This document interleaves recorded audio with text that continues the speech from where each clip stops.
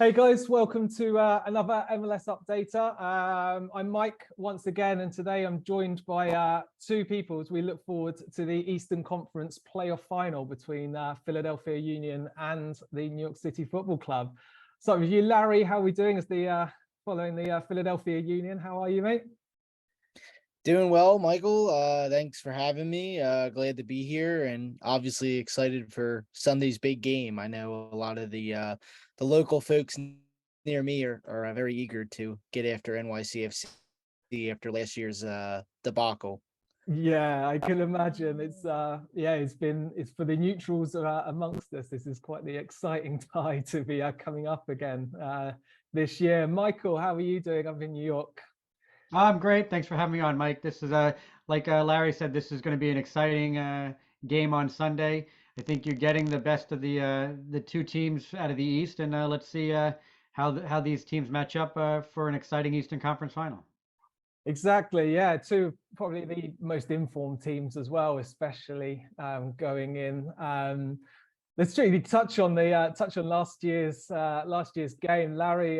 From a Philadelphia side, I know there's a lot of difficulties remembering that game, obviously, for the players missing.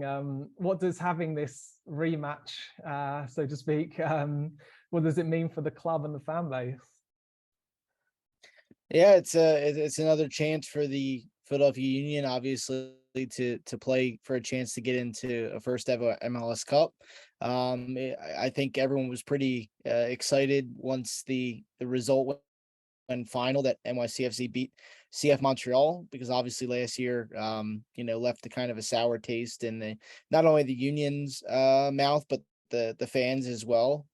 They believe, and Jim Curtin as well believe that NYCFC didn't get the Union's best punch, and obviously league protocols kind of changed things a little bit. 11 players missed out.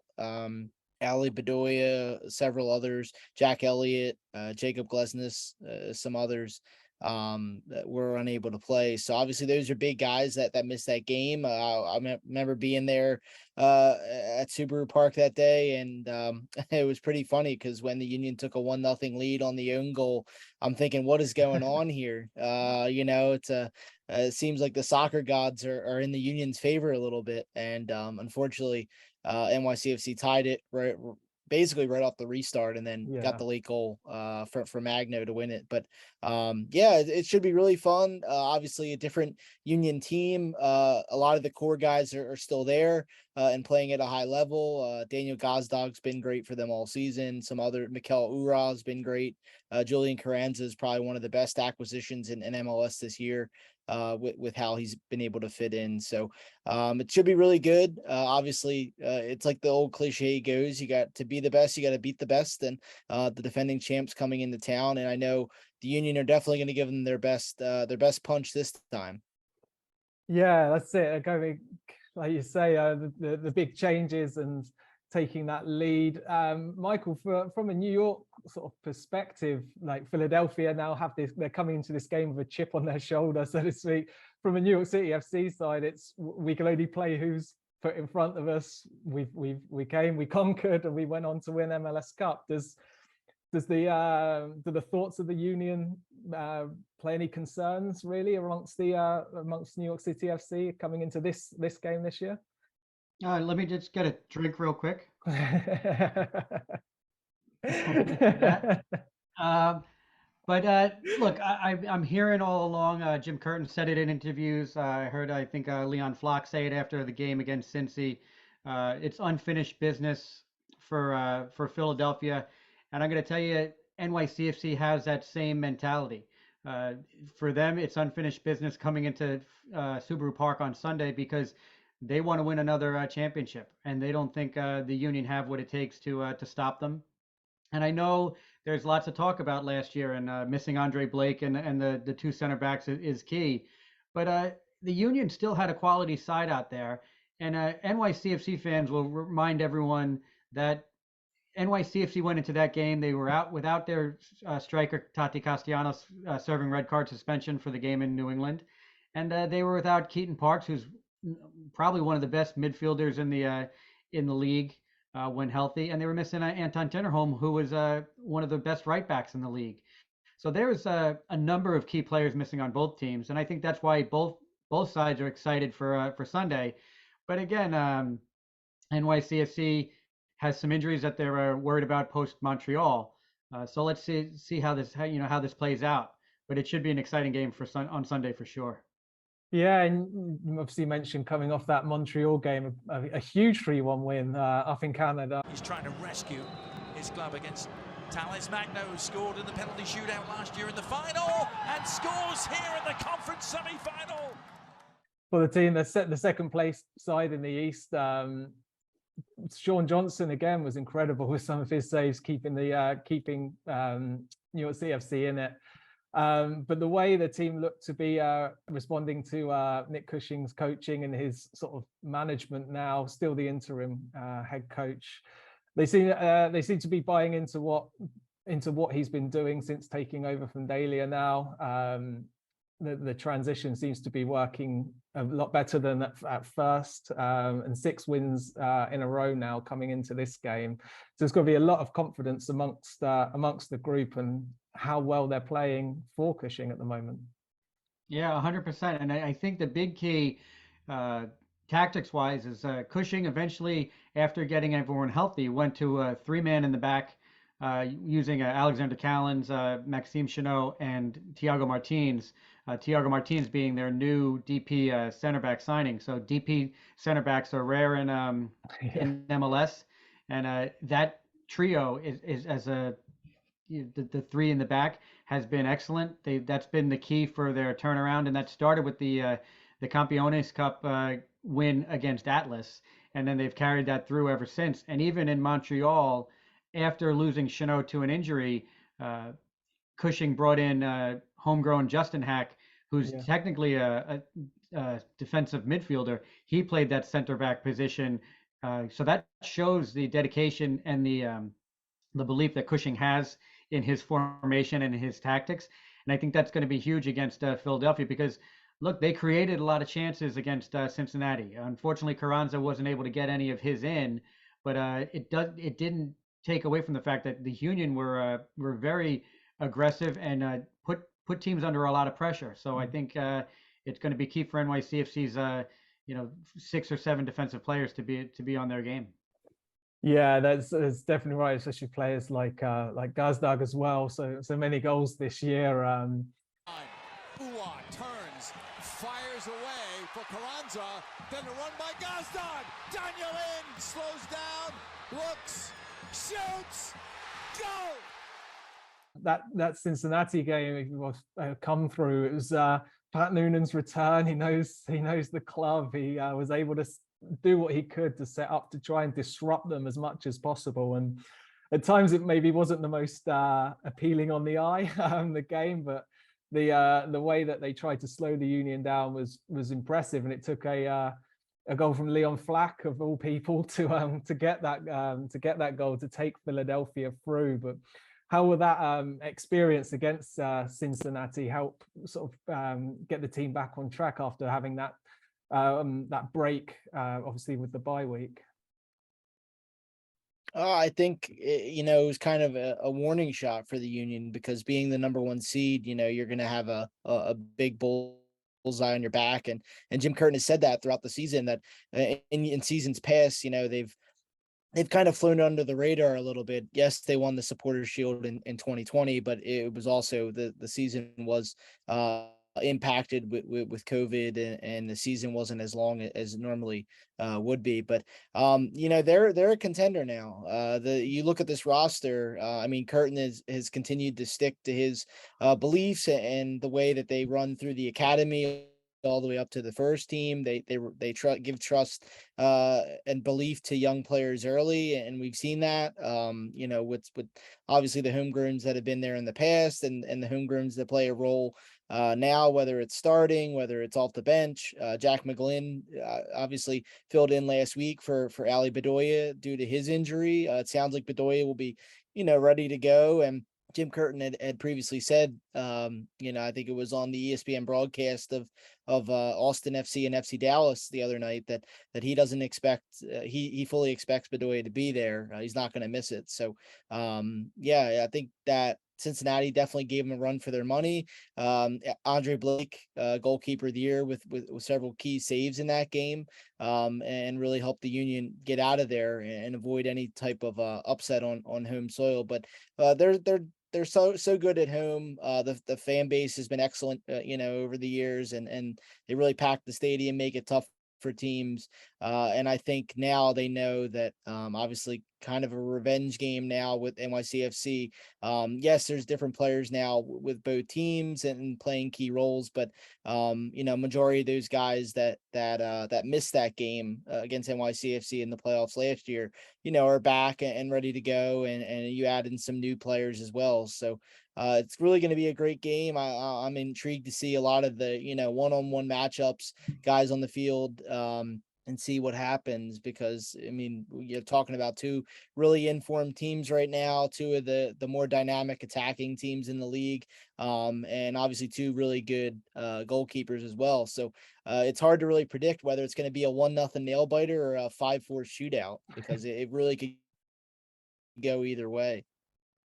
Yeah, it's interesting to look back at the season as well, and Philadelphia with 2 wins over New York City FC this year in the regular season, with the last one coming at home in June. They finished 12 points ahead of New York City in the regular season as well. So, Michael, as much as Philadelphia have that chip on their shoulder over last year, for New York City FC, there's a lot to do to take over what they've done in the regular season, I guess, and to get themselves back on top in this rivalry.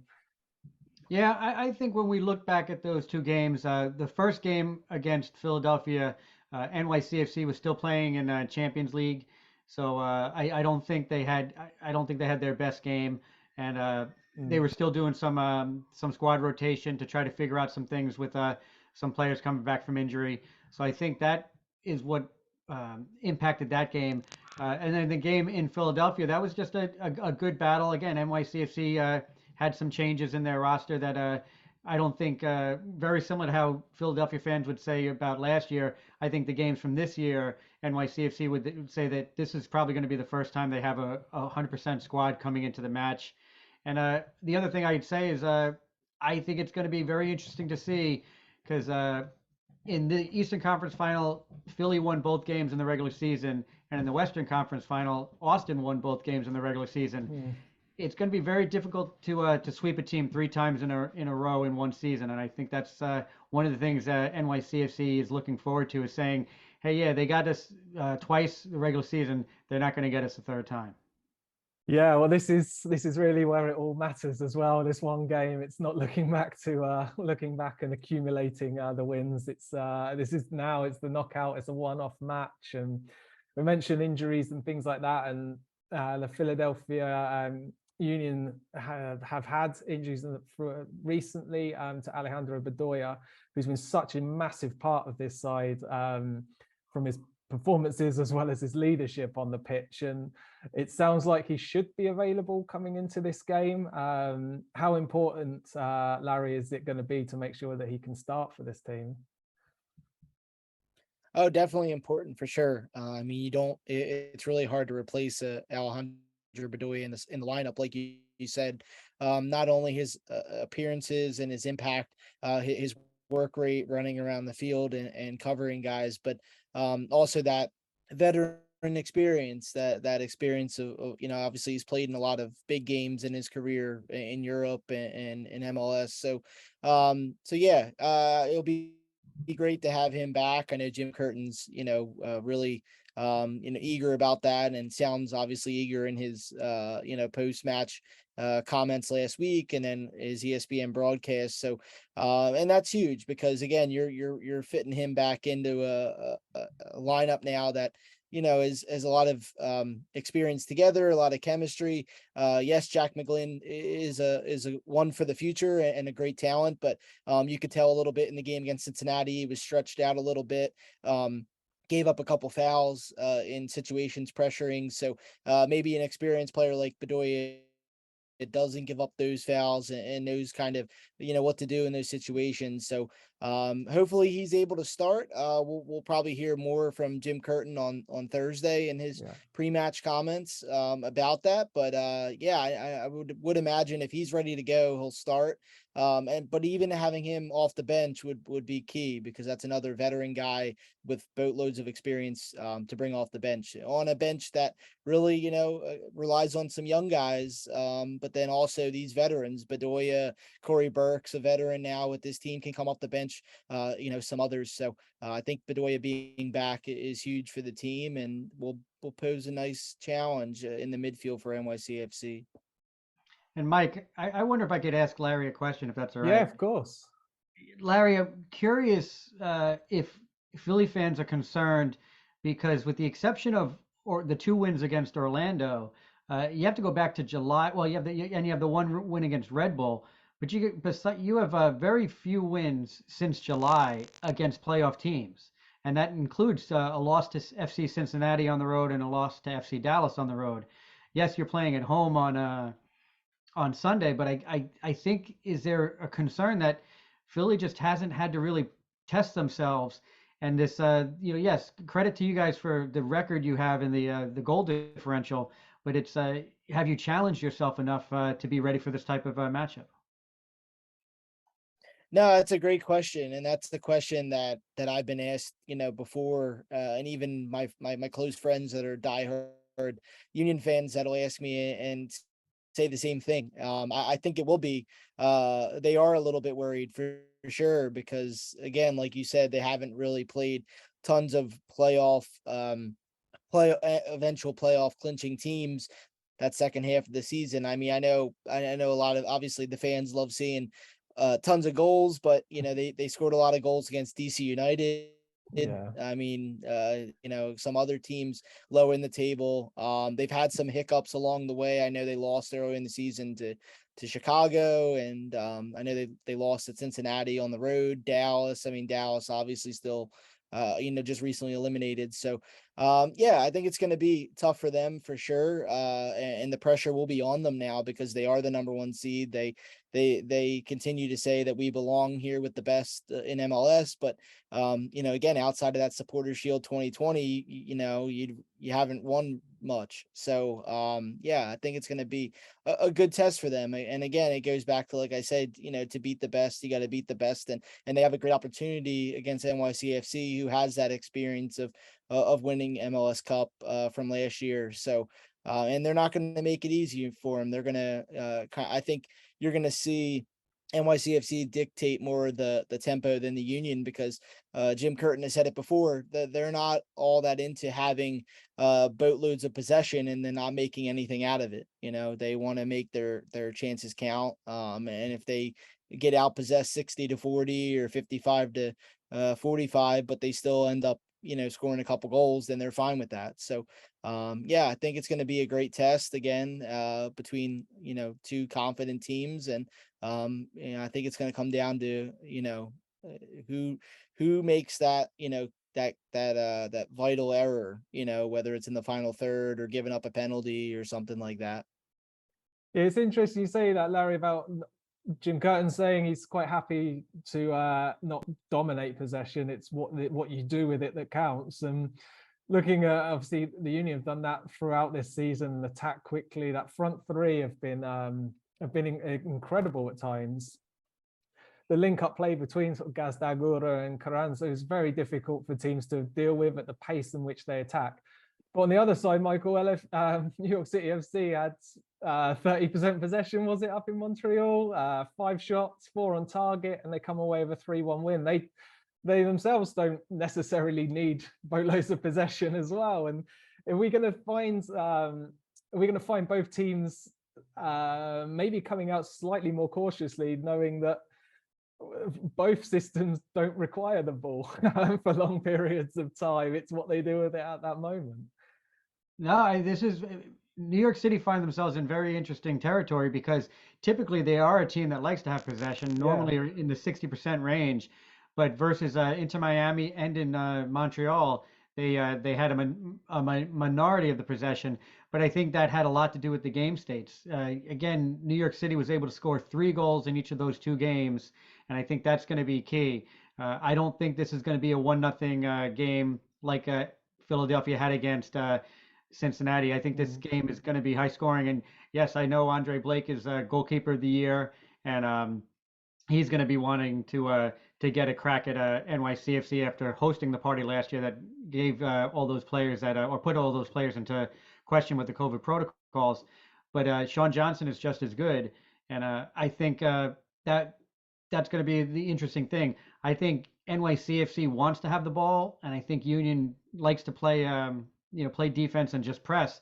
So I think what's going to change it is going to be who scores first, and that's going to dictate who has the majority of possession. Yeah, you mentioned obviously Andre Blake, goalkeeper of the year, Glesner, defender of the year, Jim Curtin, manager of the year. Is from a Philadelphia side, they've got a lot of confidence in their defensive abilities, and it's shown throughout the season. But the pace at which New York City counter-attack, the transition they play, these players, whether it's Eber or Magno up front, they've Pereira and a number of other players just playing off of that striker and the fluid movement. Is it could be a slight concern, Larry? Like, you've got this confidence in that squad, a decorated squad now with awards this year, but this is going to be a big test. Oh yeah, for sure, and also, you had Kai Wagner in there as defender of the year, candidate finalist as well. You have Andre Blake up there for MVP, and and I think a great nod for him because I think he's crucial to what the Union do out of the back, and like Mike said, he makes so many key saves, and so he catches me so many times when I'm in the middle of a tweet and I have to stop it and just put Andre Blake down as the tweet, because it's literally stuff that you're just like, wow, how does this guy do it? And he's been doing it for many years now. So yeah, I think for the Union, again, pressure will be on. They're at home. They haven't lost at home all season, and obviously they were dominant there in 2021 as well. And I think that attacking trio of Gazdag, Ura, and Carranza will need to be ready from the get-go. Not really, you didn't see tons of them make too much of an impact against Cincinnati in terms of shots on goal and everything. Yes, Carranza had some chances and would probably like to have them back. Uras helped set up the goal for Flock, but again, wasn't really that convincing in the final third like we've seen him in so many other games. So they got to be ready to go. NYCFC, I think, is gonna be ready to come in and kind of silent the crowd a little bit, deliver a sucker punch early, and then maybe try to add to that, and obviously make things tough defensively. So I think the pressure will be on the Union, but I think they're ready for that because they want to take this next step. They want to play for MLS Cup. They've done well in the Champions League last season, their first season in that tournament, and obviously Supporter Shield 2020 was huge for them. So this is just that next step, and now even after that, it's just about being consistent, being in there among the best MLS for trophies every year, whether that's the Open Cup, MLS Cup, Champions League. You have it. Jim Curtin and them believe that they can contend for anything, and I don't see why not with the amount of talent on the roster, the confidence they play. It seems like everything they do as a team, it's really just for the good of the team, guys covering each other on the field. So it'll be a big test for sure, and hopefully can get over that hump and possibly even host MLS Cup in Chester, which 10 years ago wasn't even a thought. Yeah, that would be impressive. And looking at these what I'm finding interesting about these two sides is it's not very common really to go into a game and see the goalkeepers as two of the biggest impact players on the rosters. Elliott looking after it. That's the save. Just floats a ball to the back stick. Ismail Coney. Sean Johnson, it was incredible for long periods this season. I think he's very much worth a shout with the US men's national team. Obviously, he's going for looking at that sort of third goalkeeper spot competition, and his performance has definitely been good enough. Andre Blake, the goalkeeper of the year, the saves have been immense for this team, and he's had such a good long career with the Union.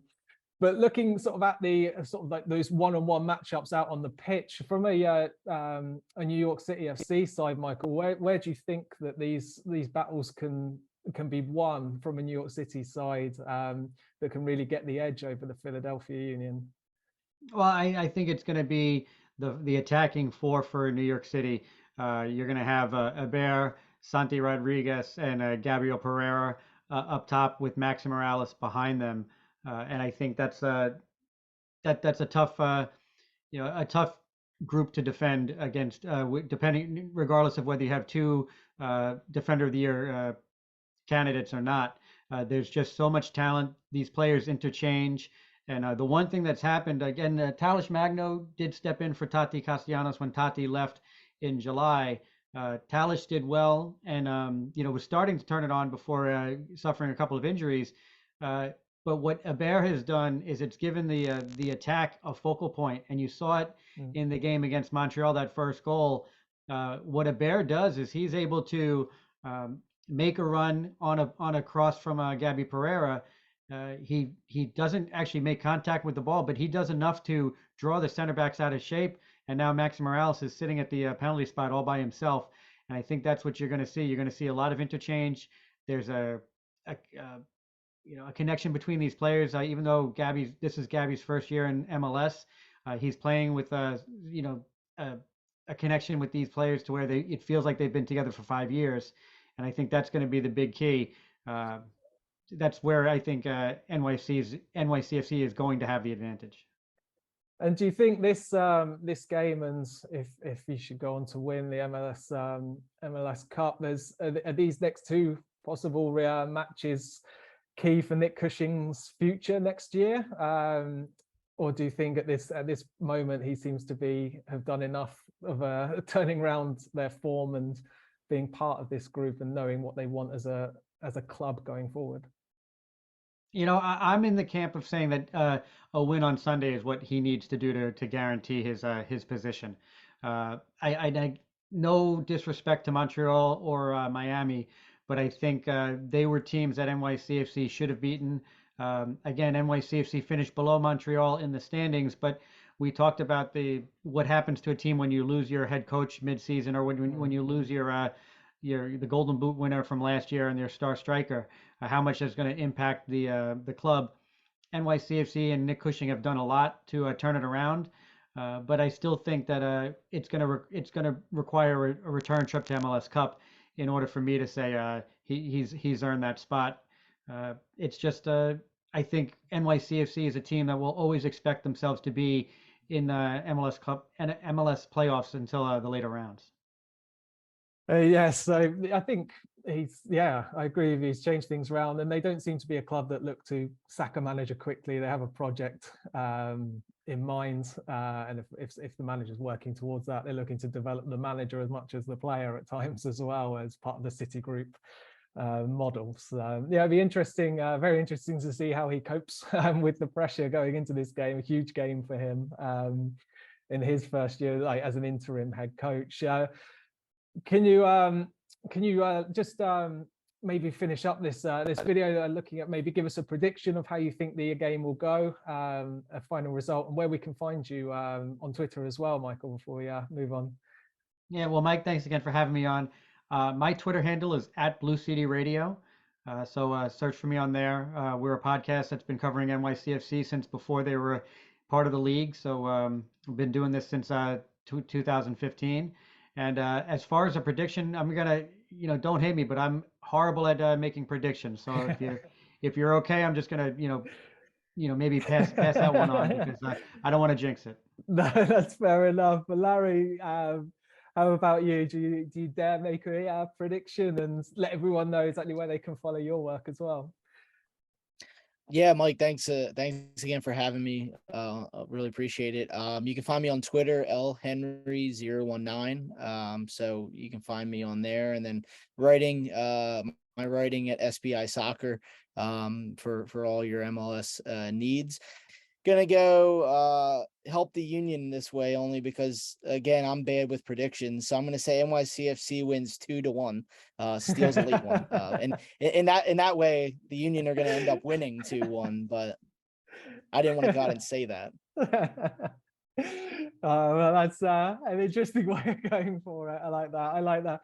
I'm really finding it hard to separate these sides. I think there's a good chance of it being level at the end of the 90 minutes. I'm going to go with 2-2 by the end of 90 minutes, and the team's going to win this on penalties. But I'm not brave enough to predict which ones. But it'll be, I can only imagine it's going to be a really exciting game. And for me as a neutral going into watching it, I can sit back and just enjoy the game. For you guys, it must be a little bit more tense and nervous excitement as well going forward. But thank you guys so much for joining me today.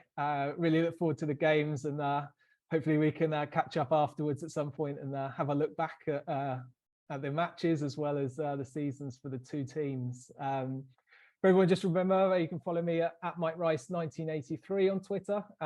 We'll have this video out soon, and it'll also be available on the podcast. Brilliant. Thanks very much, guys. Cheers. Thank you.